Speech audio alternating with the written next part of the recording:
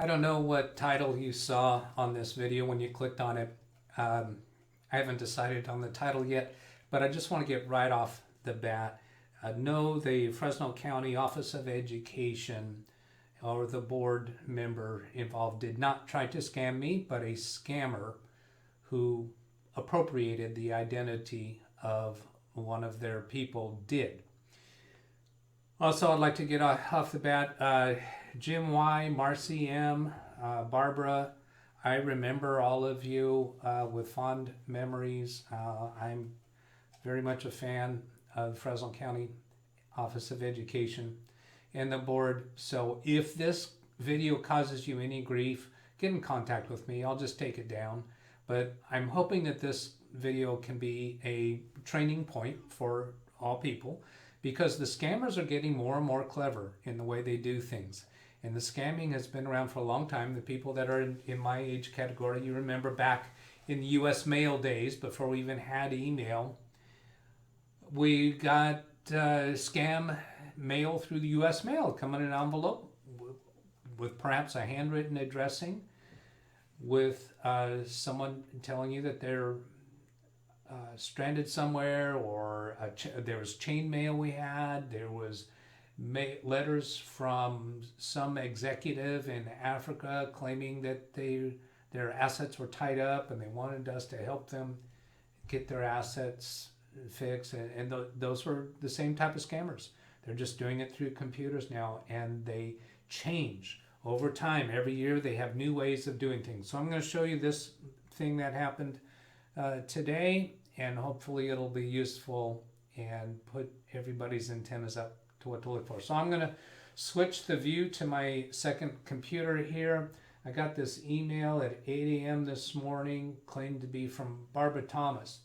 Now, immediately just seeing this much, Barbara Thomas, help needed. Could you please email me back right away? I thought, this is a scam. But I know the name Barbara Thomas. I've had interactions with Barbara Thomas in the past when I was involved with the Chamber of Commerce Education Committee. So I'm going to click into this email. So Barbara Thomas, could you please email me back? I need a favor. Thanks. Well, there's nothing personal in this. The emailer didn't even use my name. This tells me that it's a bot, a robot. It's called a bot, where it's a computer program it's got a list of email addresses, and in this case has an email address from a person to a person where they know that there's a relationship, that we know each other. It's been a long time since we've had any interaction. So right off the bat, when I see this, I know, no, this isn't from Barbara. There's no way she'd be reaching out to me after that many years and be that short. So obvious scam at this point. But I want to look further. Now, actually, I should point out, I didn't immediately recognize where I knew the name Barbara Thomas from. But it's in all caps, so that is one thing. That's people who live in the U.S. just don't do that. Put their name in all caps. So I floated the mouse over this, and it says FresnoCO@Comcast.net, and then right under that, Fresno County Office of Education Board. So I looked at that and I said, well, now wait a minute, FresnoCO@Comcast.net. Comcast.net is an internet service provider in our area. That address, that email address, if it's valid, and when I first saw this, I wasn't certain, it would have been very, very old when internet was a new thing. Email addresses were a new thing. Because for Barbara Thomas to have an email address that says Fresno CO, Fresno County is what the CO would stand for, at Comcast.net, meaning she represents the entire Fresno County? I don't think so. Well, their email addresses are more specific these days, and they have high level of securities. I'm absolutely confident of that. But this is a very, very old email address. So then I figured, well, what's this more information? I'll go click on this more information. Why am I doing this wrong here? Okay, do I have to single left click on? Yeah, I have to single left click on that before it sticks. So I clicked on more info, and I see I actually have email interactions in the past. Well, this is the one from this morning from the scammer. These emails back here were Chamber of Commerce and Fresno Chamber, Board of Education. Let's see, Board of Education? Yeah, probably. They were just emails that had both of us on them, on the list. They weren't direct interactions between me and her. So what I did, my next reaction is, okay, well, I'll go ahead and reply and see what happens. Now there was this little gremlin on one shoulder saying, hey, she's probably advanced within the organization and maybe there's something going on with their computer systems and she's reaching out to you for help. Human ego, right? Well, the angel on this side is saying, no, the angel on this side is rolling on the floor laughing. No, they're not trying to reach out to you for computer help. So then let's see what I did next. Oh, yeah, so I did a reply. Let's get back and go find that reply. Let's see, I'll scroll up a little bit here. Help me, I've been trying. No, that's not the reply. Let's see, where do I get to the reply? I'll come in here to send email. Look at it that way. Okay, so here, to Barbara. All right, so, hi, Barbara. Snicker, sneer, snicker. 20 minutes ago at 8 a.m., I received an email that claims to be from you. It has some earmarkings of being a hoax or spam. I should have said scam. But I am unsure, so I am replying. What favor do you need? And I signed Doug. So then let's come back to the inbox. And then here's the reply. Let's see it, 8:21. So I sent out my reply at 8:20. 8:21, I get another reply back. I'm telling you, this is coming from a bot. There was not a person sitting at a keyboard that sent this reply. It came out right away. Now look at this. Now Barbara Thomas has a different email address. It's fresnoco01@yahoo.com. Now I might take this back. I might say that maybe there was a person. I didn't notice this before starting this video recording. Maybe there's somebody sitting on the keyboard that says, aha, I got a bite. So now I'm going to create an email address a little bit different. Hopefully they won't notice, to keep this going. I've been trying to purchase iTunes e-code gift card by email, but it says they're having issues charging my card. I contacted my bank and they told me it would take a couple days to get it sorted. I intend to buy from my friend whose birthday is today. I'll refund it to you once my bank sorts the issue out. Let me know so I can send you her email. So they're wanting to get me connected to a different email address still. So the way that this would work, and this could be a person sitting behind a keyboard, a trainee scammer, who is trained to type out a paragraph like this, to try to sound believable, make up a phony email address, fresnoco01@yahoo.com. That email address was probably created today. And they're trained to send this out, and they want to get me connected to a next level scammer, because this person is a scammer trainee. They want to get me connected to a next level scammer who can take the scam on at a higher level of skill. Now look down here, there's this strange foreign stuff. It probably means something in their language, I don't know. Napsal, yeah, so I don't know what that piece means. But this is clearly a scam trying to deal with an iTunes card. Now let's go look at how this scam got begun. It started out with this email address for Barbara Thomas.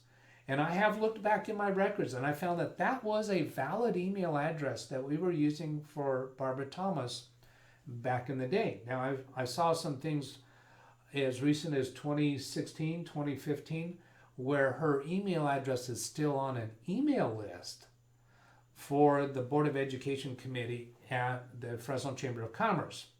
However, that email address may have gotten onto that list back in the year 2000 or before, when emails were just becoming coming of age to be utilized. And that's how Barbara Thomas could have gotten such a generic email address. And it could be back in the day when they started that, everybody in the office was using that same email address. Distinct possibility. So what I did with that is open a new tab, and actually I have this tab here opened up to it. So go to the website haveibeenpwned.com. If you put it into a search field, Google search or whatever search you use, have I been pwned, look for the result that includes the website address haveibeenpwned.com. Now the word pwned, that's spelled Pwned. Every time I see it, I want to call it pond, but it's accepted in the industry that the correct pronunciation is pwned. So haveibeenpwned.com. These people are doing a great service for detecting scams and protecting your own identity. So if we take that email address, fresnoco@comcast.net. Now, what this website does is they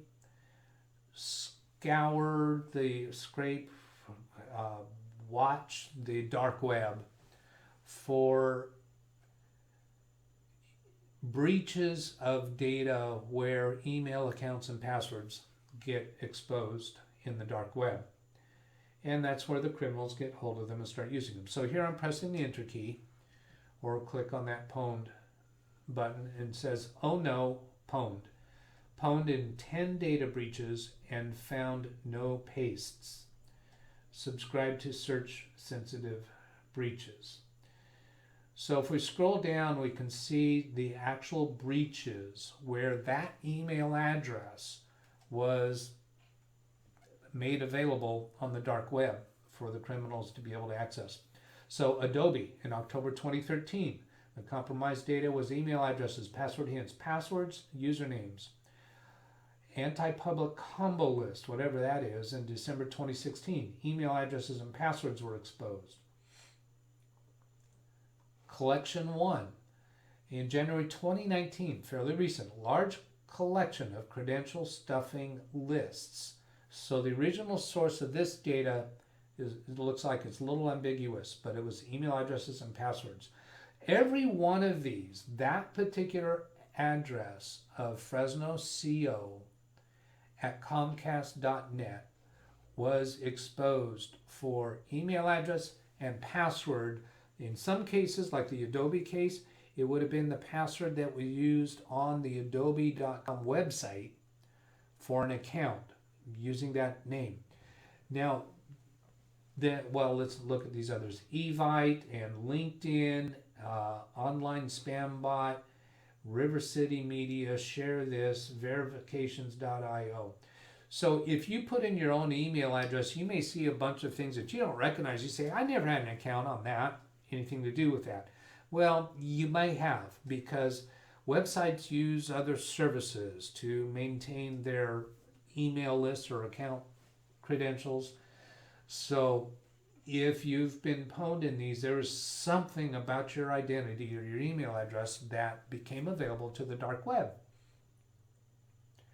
So what the criminals do then is they'll take those email addresses and those passwords and they will try them on other websites. Notice that Comcast.net was not in this list. However, back in the day, remember this was an old email address, back in the day, when email was a new thing, people would use the same password on multiple different websites. And whatever password they used for Comcast.net, they would use that same password on any other website that they created an account on. Now, I was laughing there, trying to hold back my laughing when I'm saying back in the day. It's still happening today. Some of you watching this video know that you have the same password on multiple different sites that you use, and you know that you should go change it, and you haven't. Well, in this case, it's apparent that one of those websites, one or more of those websites, had the same password that was originally used for that email address on Comcast.net. Now, that email address is probably not used by anybody anymore. So once the criminals found that, and they found, oh, Fresno County Office of Education Board, this is an influential person that we have found. So now let's go look through the contacts list in that email account and find some people that they had interactions with or had some kind of connection with, or they might just pick the whole list. They may have sent out the email that I got this morning to all of the contacts that were in that email account, knowing that the recipient has a high probability of recognizing that name and responding to the scam.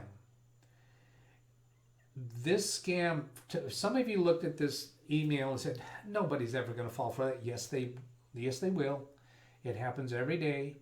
And there's many other types of scams that people fall for.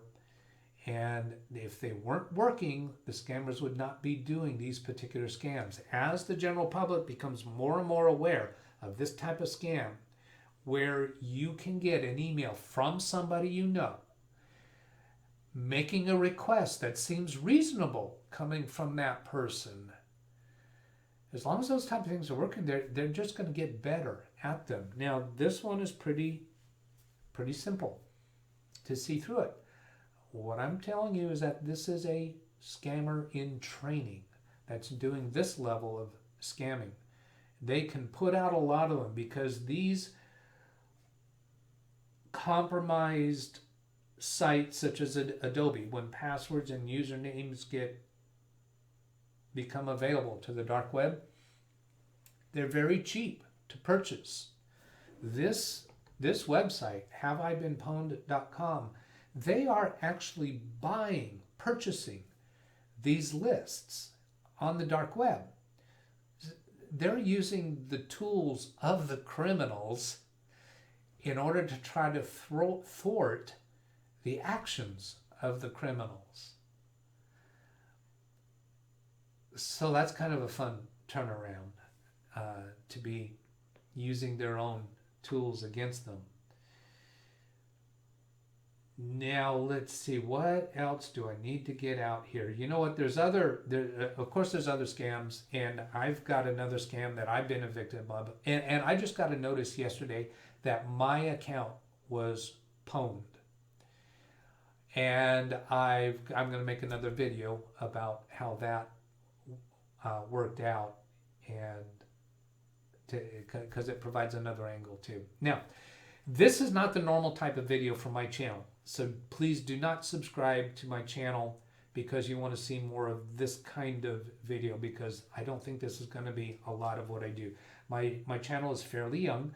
The intent of my channel is to provide free computer support to people over the internet, over YouTube. So it means if somebody contacts me, they want help with some issue, I will provide that help for free. I've been 30 years in the business of providing professional computer support where I charge hourly for my work.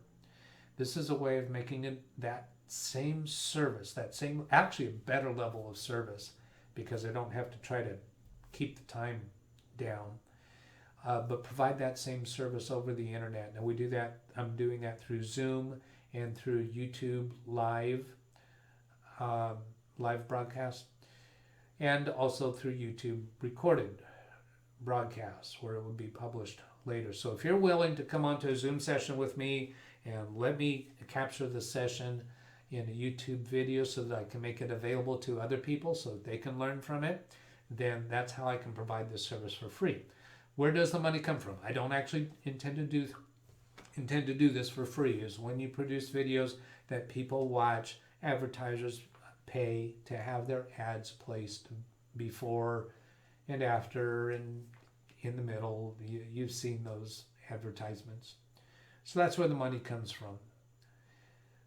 I thought this would be a good way to be able to help people with their computer issues. So if you're interested in doing that, send an email to me, DougBetts@LiveWindowsTraining.com. It's on your screen right now. That's the spelling of it. You can also go to my website, LiveWindowsTraining.com, to find out more information about this. And I'd be happy to help you with whatever issue you'd like help with. So I think that's all for this video. I hope this was useful to you. See you later. Have a great day. Goodbye.